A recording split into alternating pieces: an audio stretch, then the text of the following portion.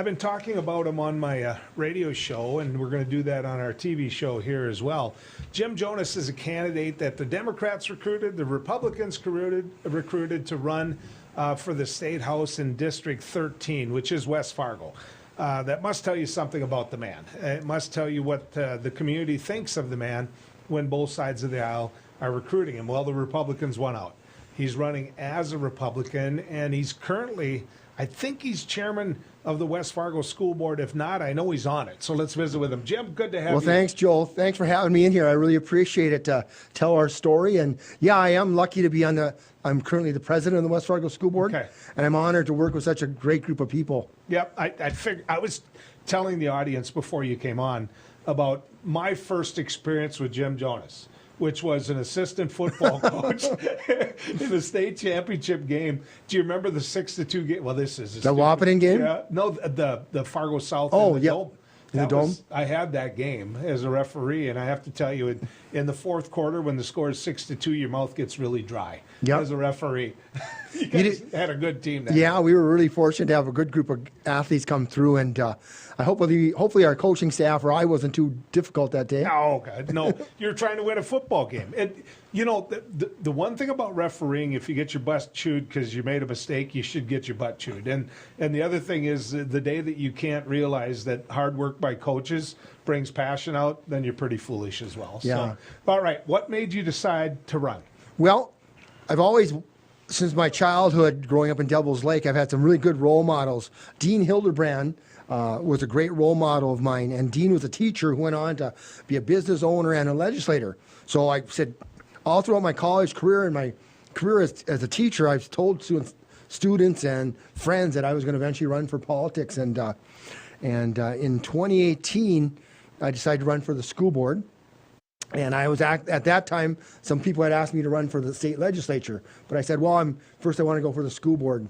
And I've always loved politics, being a social studies teacher, so deeply involved in it and ready to help out with West Fargo. And it's just a great place to live and work, and I'm ready to go to the legislature. Well, let's talk about the school board first then. Okay. When you ran for the school board, there was a lot of us, myself included, that hoped you won.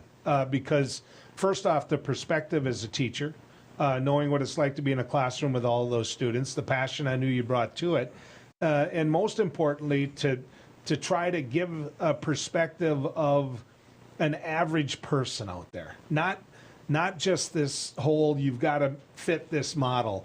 The other day there was talk about, hey, you know, you candidates come in and meet with a political party or get the endorsement of a political party. And the people that were pushing that were actually people from your side of the aisle. And you said, no, these school board races, these park board races, they shouldn't get partisan. Can you speak to that? Yeah. Partisan politics should play no decision in whatsoever in our education, our schools. Decisions made for our students and our teachers should be political free. And I know there was a movement a few years ago to have school board candidates and park board candidates declare a party. When I'm running this for re-election again, I'm going to run for school board re-election. I'm a nonpartisan. Politics has never affected my decisions or our board. Our board discussed this together, and we all agree that it should be a nonpartisan position. Well, actually, now that you're running for partisan office, Yep. And you've declared a political party and people know where you are, I have to tell you, watching from afar, you have not in any way played partisan politics on that school board.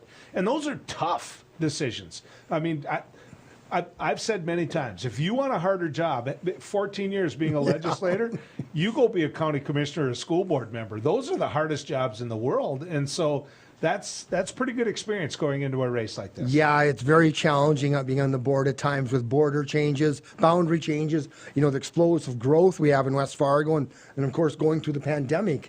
So yeah, it's been quite an experience and a learning experience, and like I said, I'm proud to work with a wonderful board. The other part is one of the big budget items out in Bismarck is how much money to send to K-12.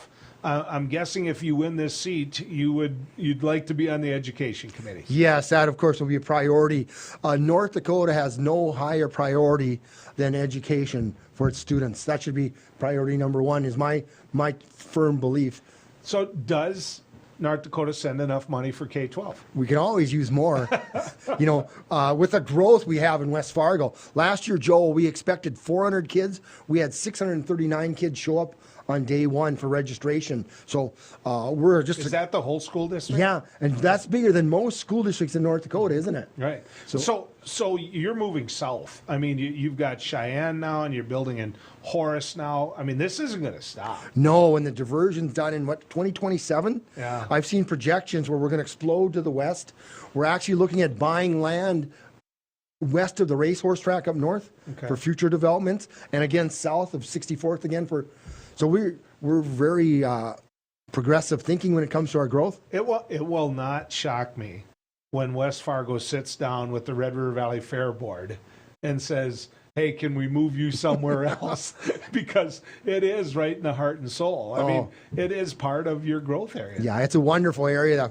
The West Fargo is just a great community. The district has land right next to it, so... Okay, so let's talk a little bit about this race for the legislature. To run for the legislature is a whole different thing than what you've done in the past. You chose a political party.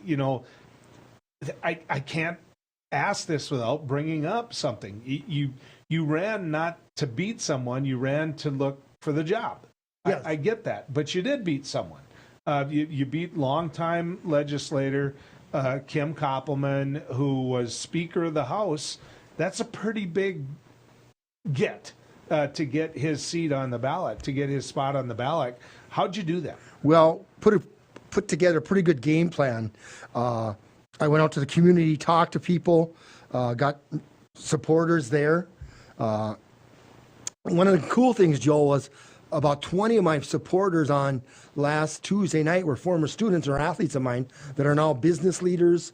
I had engineers there, bankers, electricians, carpenters, and they're all former students who live in District 13 and are a vital part. So put it together, a pretty good game plan going in. I thought I was going to get about 65 votes. We had 128 people registered, and I think 112 showed up, and I figured about 65, and I think I ended up with about 67. Okay. Well, Representative Koppelman has come out afterwards and said that he was thinking about retiring anyway. That leave to commentators like me. I won't put you in the middle of that. But has he called you and pledged his support? Yeah, we had a nice visit that night. I told Kim, thank you for all you've done for West Fargo. And, 28 years in the legislature, he's done so much for the community. And we had a really nice conversation, and he was pretty cordial.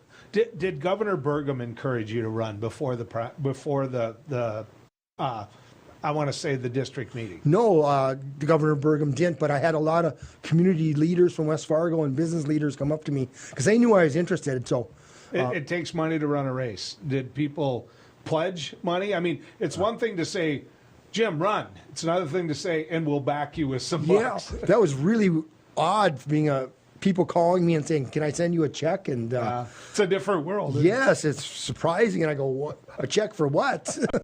But I had people reach out and been very fortunate. I know a lot of people. So what do? Let's make the assumption that you get the job and that you find yourself in December putting your right hand up to God saying, I'll do the job. And then in January moving out to Bismarck for about 4 months. What are you going to do? What when you sit in one of those chairs is going to be your focus? Well, I'll be honored to represent the people of West Fargo. My focus will be legislation that's solid, common sense legislation that will benefit District 13, the people of West Fargo, and the metro area in the state of North Dakota. Once again, education will be a priority. Like I said, the state of North Dakota has no higher priority. Our number one resources are our children. And then, of course, I believe in public safety. Our firefighters and our police officers should have the resources they needed, the materials, the pay they need. And then, of course, veterans. North Dakota has about 58,000 veterans who pledged their lives to defend our state. So I want to make sure they have all the benefits and are treated properly. And then, of course, workforce development. I couldn't say that without Denise. You know, my wife is the career and technical director. You've had her on this show. And very good at what she does. Yes. There's my bias. She's good at what she does. She is really good. And everybody asks me, so you're Denise's husband? And I say, yeah. So the one thing, and on my radio show today, we talked about workforce development. We talked about the need. And the days of saying, we're going to create jobs. You know, we've got to create jobs. We've got to give people an opportunity to stay in North Dakota with jobs. I wonder if those days aren't over, where now what we need are bodies for those jobs. And of course, you're in a growth area, but many of the people that you would work with when you get to Bismarck aren't. They're going to sit there and look at you and say, my legislative district got bigger and bigger because there's nobody living out here anymore.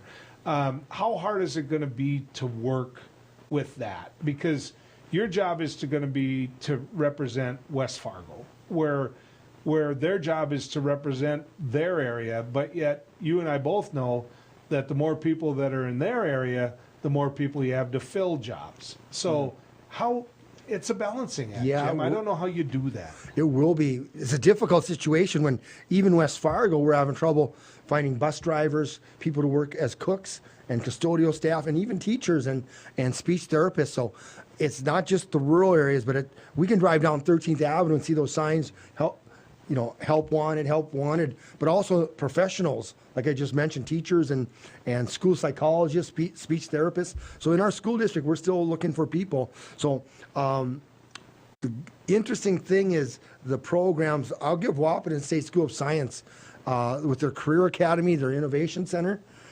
attract, train, and retain workers. I think, Joe, only about 26% of people in Cass County have a college degree. 12% have a higher degree. So that skilled labor is out there. Yeah. We need to treat the plumber. He's got a skill just like the person with a PhD, and be respectful for that. Jim, I'm a Democrat. You're a Republican, and I wish you well. I have so much respect for what you're able to do, and bringing education to the forefront is going to be such a key. And having a common sense voice in there representing West Fargo. Hats off to you. If people want to know more about your campaign, where do they go? Jonas for North Dakota. We have a Facebook page. And your wife set that up, didn't she? Oh, of course she did. Hey, I am her boss, so okay, I am her boss. My name was on her contract. I want everybody to know that. I was going, man, you're going to get in trouble. So thank you, Jim. Thanks, I appreciate it.